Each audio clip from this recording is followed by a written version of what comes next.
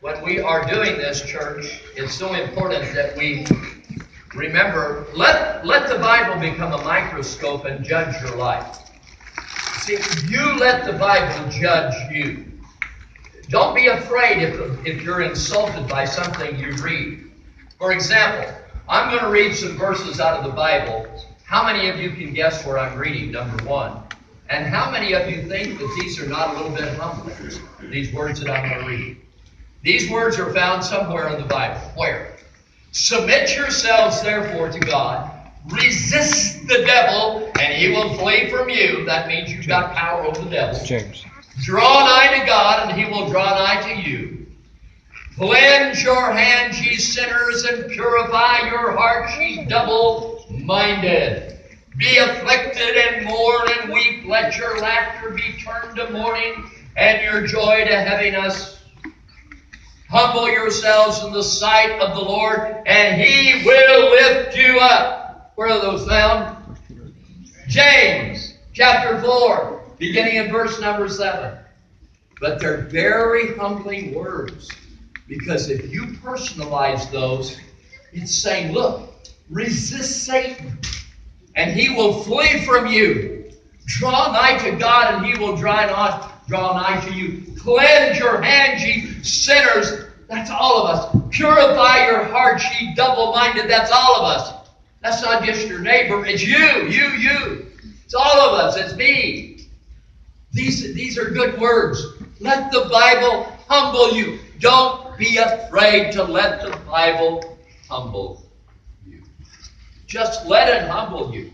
Don't be afraid to let the Bible insult your intelligence, because God is smarter than you are. And he knows things that you do not know, that I do not know and never will know. So the Bible will insult you at times. Do you think when Naaman the Syrian came down to be healed, and Elisha said, well, first of all, Elisha wouldn't even go out of his house. When Naaman, this very, very high-ranking general of the Syrian army, came to see Elisha, because this general suffered from what disease? Leprosy. That's a horrible disease. So Naaman comes all the way. He travels all that way. He comes to Elisha's house, and Elisha won't even go up and see him. He says, go tell this guy to dip himself in the Jordan River how many times? 7. Go tell him to take a bath 7 times. Naaman was insulted. He was absolutely insulted. How dare this prophet of God tell me to go take a bath 7 different times in this water of Jordan? After all, if all I need to do is dip myself in the river, we got a beautiful river up where I live. Why don't you just tell me to go dip myself 7 times in that river? And so Naaman was leaving in disgust, until one of his lowly little servants said, look, if Elisha had asked you to do some great thing, you would have thought, well, okay, I'll try to do that.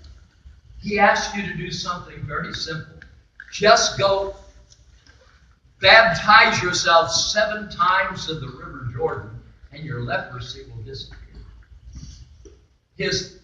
Naaman was insulted by this command. Right? He was insulted. What happened when he listened to his lowly servant return and dipped himself 7 times in the Jordan? His leprosy marvelously disappeared. Church, never underestimate the wisdom of God, which is deemed sometimes foolishness from our perspective. When the Israelites were told to march around Jericho, how many times? 7. How many successive days? 7. 7 successive days. And on the last day, they were to march how many times? 7 days. Has anyone ever done that? Has anyone ever marched around the building and claimed it for God 7 days, and on the 7th day marched around it 7 times? I see one hand. I say, well, that happened, church. That happened. That happened. If you want to see the reality of that, go up to Battlefield Hill and see a church that has not held a service for almost 30 years. Man. That's the building that was walked on. God in us. Now, I'm not suggesting that you go start walking around buildings. That is important. I'm just saying that God is. Do not underestimate the power of God. That's all I'm saying.